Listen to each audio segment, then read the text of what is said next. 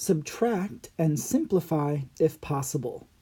7 over 8b squared minus 5 over 6b cubed. Again, we need to find the least common denominator here so that we can perform the subtraction. If we look at the denominators and we ignore the variables for a moment, the denominators would be 8 and 6, and the least common denominator between those two would be 24. So our LCD is going to include 24.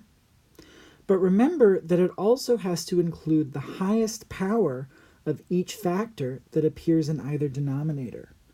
If we look at the b's, we end up with a b squared in the first and a b cubed in the second.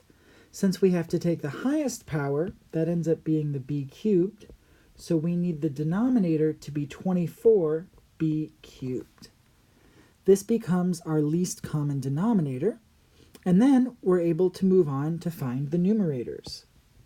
If we look at the first fraction, 8b squared needed to be multiplied by 3b to become 24b cubed.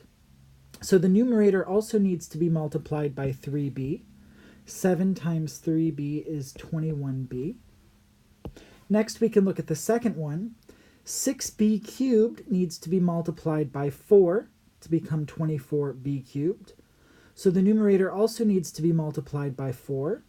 5 times 4 gives us 20.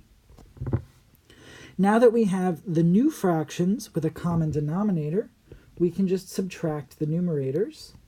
21b minus 20 is just 21b minus 20. They're not like terms, so we can't combine them. We need both of them to stay. And the denominator is going to stay 24b cubed.